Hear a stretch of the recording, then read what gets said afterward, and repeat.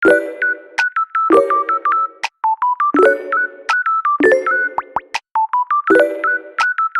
guys! Welcome back to my YouTube channel.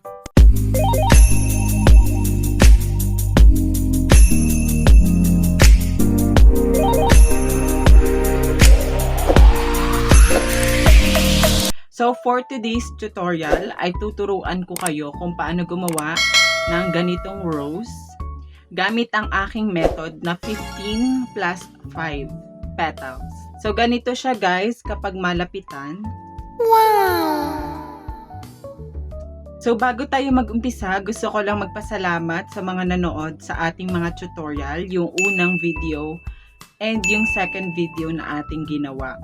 Sana marami pang manood sa atin and thank you din sa mga nagko-comment. Bago tayo mag-umpisa, kailangan na nating i-ready ang ating mga materials.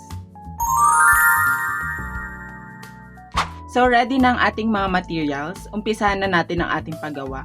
Ang una nating step, syempre ang ating mga ribbon ay ikakat natin ng 20 pieces na petals. So tatlong kulay ang napili ko dahil ito ang napili ng kulay ng client natin. Bale tagi-isang row sa bawat kulay. Kailangan natin kunin ang ating card dahil ito ang ating gagamiting panukat sa ating petals. Kailangan natin ng 20 na roll.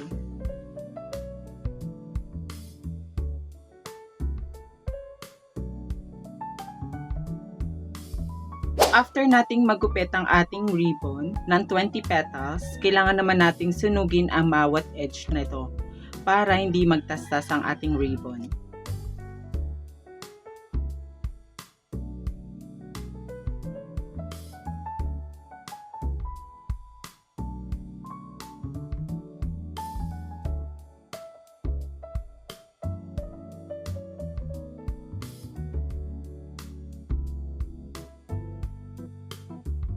So, after nating masunog ang bawat edge ng ating mga ribbon, ang next step naman nating gagawin ay kailangan nating mag-form ng petals, katulad nito. Ipapakita ko sa inyo na mas malapitan ang paggawa ng ating petals.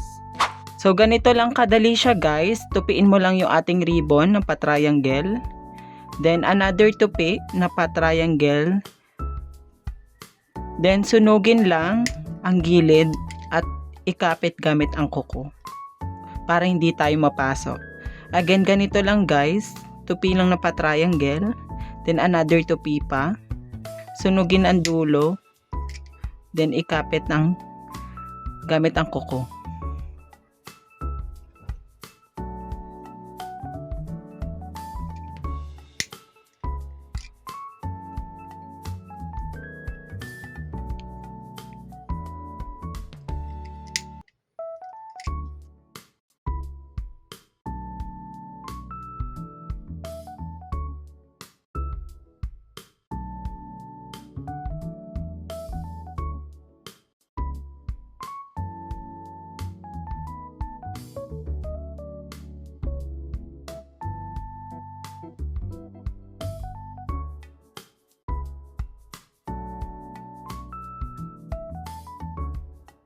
So, ayun guys, okay na ang ating mga petals.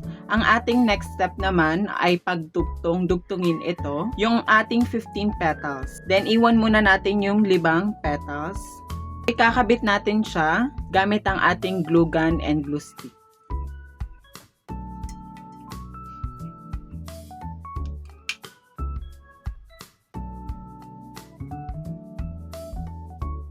Sa pagkapit ng ating mga petals, yung 15 petals, sa pinakagilid mo lang siya lalagyan. Dapat ganitong itsura niya guys.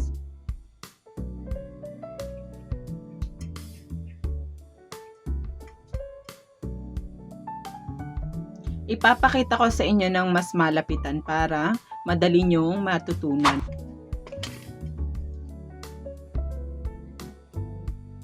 Ganito mo lang siya ididikit guys.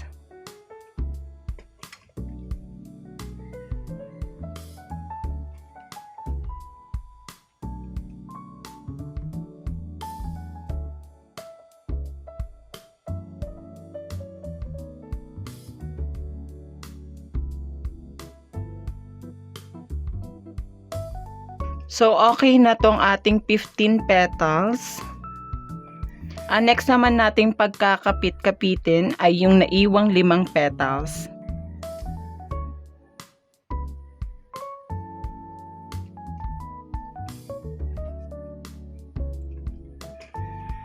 Sa paggawa nitong aking 5 petals na naiwan, ang ginagawa ko sa kanya ay medyo mas dikit-dikit siya compare doon sa 15 pieces.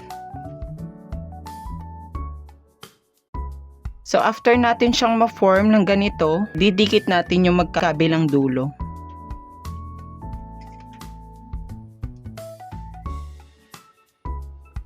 Para maging ganito siya, guys.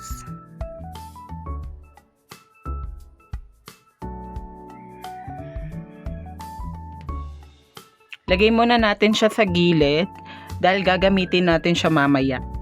After nating mapagdikit-dikit yung 15 petals, ilalagay naman natin siya sa ating stick.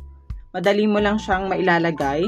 Kunin mo lang yung dulo ng petals na ating ginawa. Then lagay mo lang ng glue stick.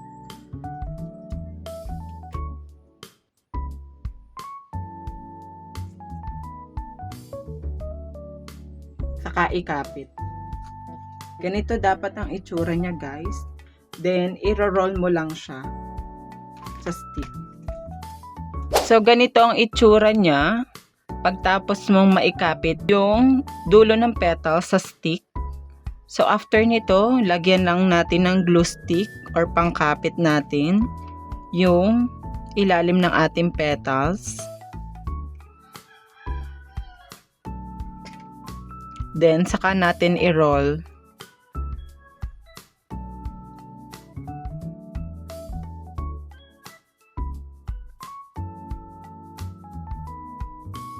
Then, ganito lang natin siya, guys.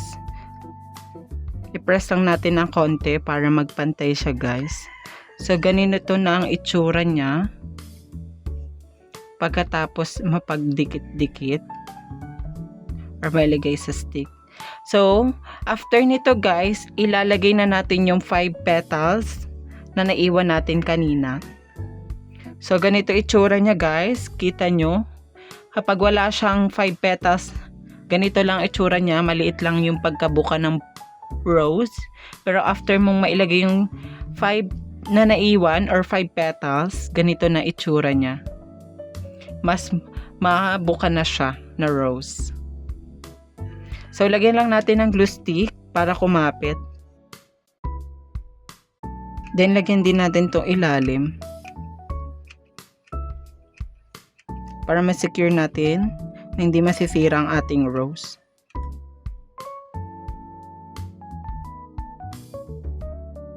Hintayin lang natin matuyo ang ating rose. Pero ang ganda niya na, guys, oh.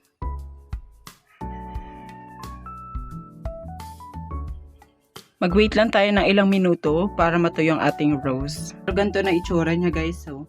Wow! Gawa naman tayo na ibang kulay red. So, nakagawa na ako ng petals na red. Pagduktong-duktongin lang din natin siya katulad ng ginawa natin sa violet kanina. So, iwanan uli natin yung 5 pieces dahil gagamitin natin siya mamaya. Katulad lang ng ating ginawa kanina, gagamitin lang natin ang ating glue gun and glue stick sa pagkapit ng 15 petals.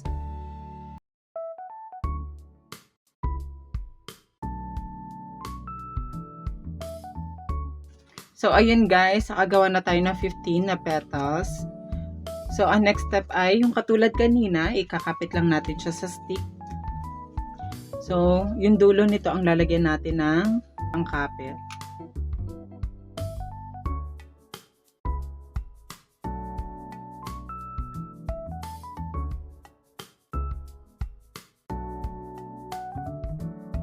So, ganito siya, guys. So, ikapagkapit-kapitin din natin yung 5 petals na yun.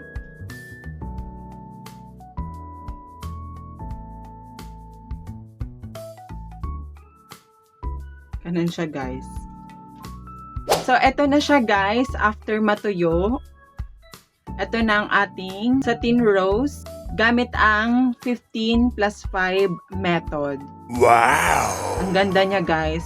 Bukang-buka yung pagka-roast niya.